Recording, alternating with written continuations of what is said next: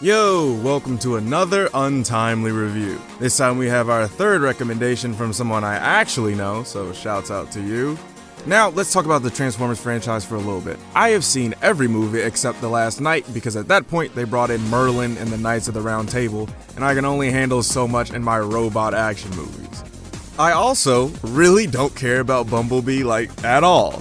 I'm more of a Megatron type guy and an Optimus/Jazz type of guy when I want to root for a hero. Bumblebee was always just like a Robin type character to me, and not like the Dick Grayson type, which is cool, but like the Tim Drake type. But that's enough about my feelings about fictional characters. Let's get right into the story. So major spoilers for the movie before the Optimus Prime origin movie. We open on Cybertron, the Transformer homeworld, with a massive battle happening. We get the introduction to Optimus Prime and Bumblebee, and here's why I immediately start to have questions. I assume that this movie is a reboot. Actually, the movie is just set in the past, so this assumption isn't true, but my points are still valid. Since Optimus Prime calls him B127, but then how does Bumblebee know to transform into a car? Why can they speak English? Why does Optimus have a regular name, but Bumblebee is just his factory name? Why do I care so much about a Transformers movie's lore? Good point. Moving on! The Autobots are getting smacked up and have to abandon Cybertron to fight another day. Optimus tells Bumblebee that he needs to go to Earth, and that's where they're all gonna group up, but for some reason, Bumblebee is the first one to go there and establish a base. I don't really see why you would send a robot that looks like a kid to do this, but he killed a couple Decepticons earlier, so whatever, I guess. Optimus fights off the Decepticons, letting BB get away, and title sequence. It's 1987. John Cena's there and this black man is hanging from a tree. I don't like this movie already. But we see that it's a military training exercise or something, so it's better, I guess. Anyway, BB's ship crash lands in the exact spot these guys are in. He's on the run now, the military is just shooting at him because that's all they know how to do, and even though Bumblebee is an advanced robot from a distant planet, a couple of humans are able to corner him. He tries to tell them what's going on, but then Starscream, I guess I don't actually know because they don't tell you fucking names in this movie, interrupts by sending a couple hello rockets. They start fighting, Bumblebee is getting mollywopped pretty easily, and Starscream takes out BB's vocal cords, which is insanely aggressive. We find out that the Autobots are actually dissenters from the Cybertronian government, which I was not aware of before, and even though this is some serious bullshit because I like Starscream a lot, BB is able to kill him.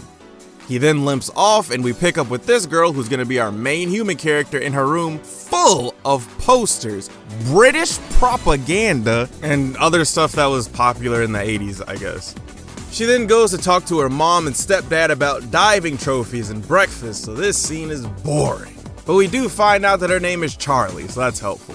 Charlie's brother walks out with his gi and yellow belt. I hope that's important later. It's fucking not. Next scene, Charlie is making lemonade, the worst possible way I've ever seen, and this guy is trying to spit game but is immediately shut down. Why are we still here? Just to suffer? Charlie and this guy obviously need glasses since they couldn't see each other 5 feet away, so they walk into each other. Mean girls are mean, and I guess that scene was supposed to be emotionally important. I don't think it was. Charlie rides her motorbike to her uncle's spot to get parts to work on a car, and what do you know, she finds Bumblebee hiding there. And given how dusty bro is, it's gotta be a couple months to a year that he's been hiding, but when Charlie turns the car on, it sends a beacon out to the Autobots, and one of them, named Cliffjumper, is getting tortured by some Decepticons, and they find out that BB is on Earth. Charlie goes back home to work on the car. We see that she's feeling disconnected from her family since her dad passed away, and the next day it's Charlie's birthday. And Charlie's stepdad gives her a fucking book about having a positive attitude, and now I understand why she doesn't like him. Charlie then goes to her uncle's spot to ask to buy the car, and he just gives it to her for free, so we're getting a montage of her fixing BB up. This makes me question Autobot physiology because it shouldn't just be the same as an actual car, but that's for another time. She fixes it up, somehow, and drives it home.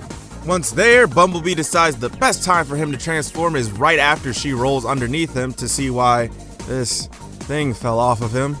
They're both pretty unsure of each other since Bumblebee got shot the last time he saw humans, and Charlie sees a giant metal guy, so I guess it's pretty understandable. Charlie and Bumblebee start to get to know each other. She gives him the name Bumblebee, and oh my god, is Charlie gonna die in this movie? Why is Bumblebee in a used car dealership in the first movie if Charlie and him are cool? Oh no, this movie is really sending me through a wide range of emotions in the first half hour. The next scene, this guy tries to stop a meteor from hitting his car with his bare hands because he's fucking dumb, but the meteor hits this truck just going about his business. But a second one smashes the guy's truck anyway, which is good because he was a bad person anyway. Then we see out of the carnage that the meteors were actually the two Decepticons from earlier, and one of them fucking liquefies this guy, which is fine because again, he's a bad person who tries to cheat on his girlfriend with her sister and use money for a home down payment on a car. Scumbag vibes. The next day, Charlie's mom uses Bumblebee to take their dog to the vet, and that guy from earlier, who's Charlie's neighbor, tries to spit game again, but because his timing is constantly bad, Charlie ignores him and goes to find BB. Somehow, Charlie is able to catch up to her mom while she's driving, and she does this to make sure that BB doesn't transform or something. It's actually unclear. This whole scene actually doesn't need to be in the movie. But we pick up with John Cena again, getting intel about the Decepticons going across the country, and we're back with BB and Charlie at a beach going over how no one can find BB while in robot form. Now, this scene takes place on a beach with multiple places that people can see this robot frolicking around, so I'm not too sure that Charlie really thought this one through. Next scene, we're back with John Cena at a roadblock to stop the Decepticons, and it ends with them saying they'll work together in a corny-ass take me to your leader line in 2018. We snap back to Charlie and Bumblebee walking in a forest. Bad idea. And while trying to fix him, we get a message from Optimus and a flashback to the war on Cybertron. When that's done, we pick up at Charlie's house while she's fixing up BB's radio. Charlie puts in a The Smiths cassette, and the song starts off saying, "Girlfriend in a coma, I know, it's serious." So just like I would, BB ejects that shit far away from himself. Charlie tries Rick Astley, same result. At this point, I feel the same way.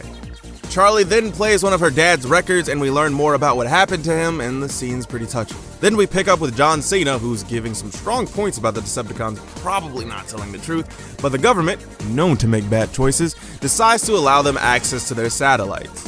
Picking back up with Charlie and Bumblebee, that guy from earlier comes over to ask her on a date, and because he just barges into her garage, rude, he sees Bumblebee and freaks out, and then we find out that this dude's name is Memo. No wonder he's having problems talking to people. Once everyone's cool, they go on a car ride together, and oh my god, we're back with the military again. Who cares? Back to BB, Memo, and Charlie. They're up at Makeout Point, and Charlie almost gets peer pressured into jumping off of a cliff with that guy she spilled lemonade on earlier. The mean girls are mean again, and Memo has an idea to get revenge, and it's egging and TPing one of the girls' houses. Now the scene's funny enough, but it goes against the whole stay incognito thing that Charlie was saying earlier, so I hate it. Then, because BB destroys a car and driving too fast away from the crime scene, they get chased by the police, but after doing some car acrobatics, they get away. The next day, Charlie tries to feed BB a Pop-Tart while she goes to work, and while she's at work, BB gets into some mischief, and that allows the Decepticons to know where he is. Charlie, Memo, and BB leave after Charlie gets in a fight with her mom, but the military are waiting at a roadblock. Memo gets taken in, but Charlie and BB get trapped by the two Decepticons who transform twice, for some reason, just to run at them.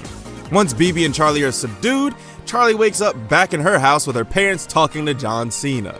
She sneaks out to meet up with Memo, who is also just in his house, and they both go to a military base to save Bumblebee. In case I was unclear, two teenagers with no training or anything are sneaking into an active military base to save an alien robot. They do it because, of course they did.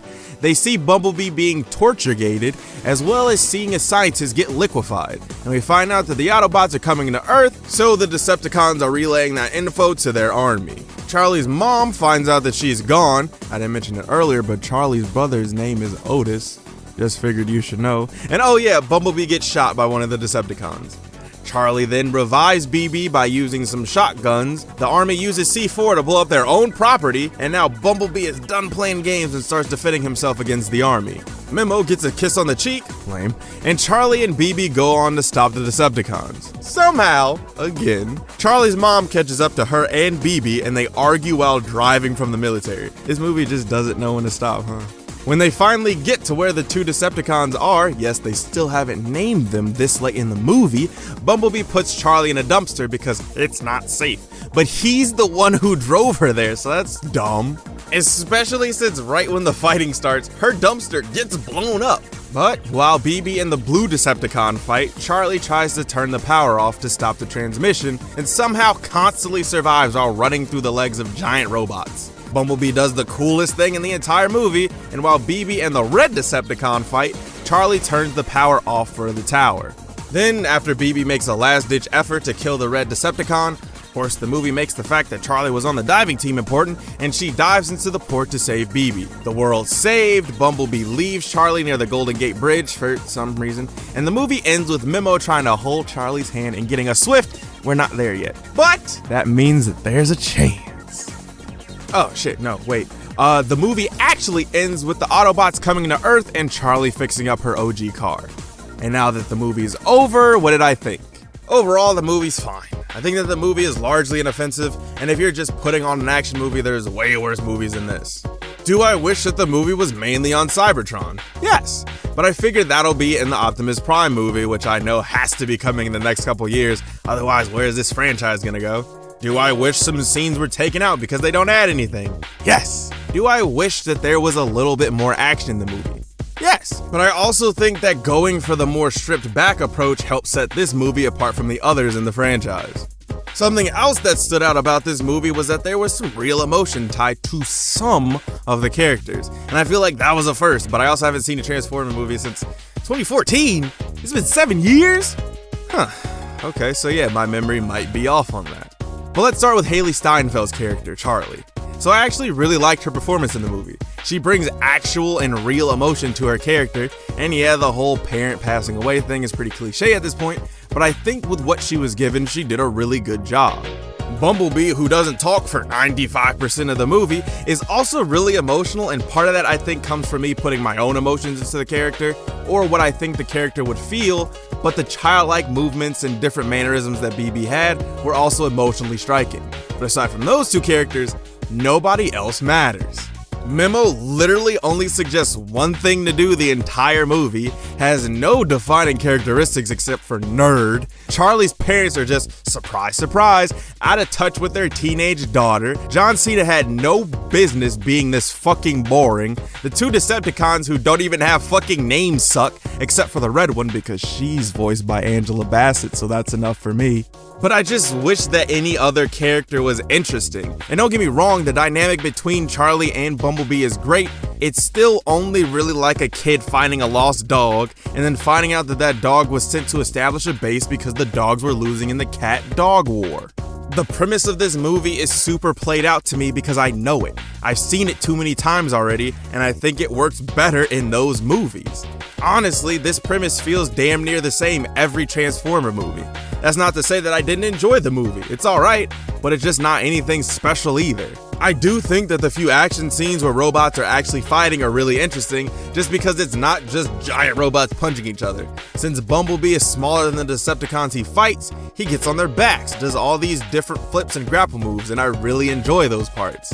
Aside from that, Bumblebee is the definition of a just alright movie. It's not going to blow you away with anything, but it's also not terrible. What did you think? Did the review transform your opinion, or did it make you want to roll out? Let me know in the comment section below, and thanks for watching.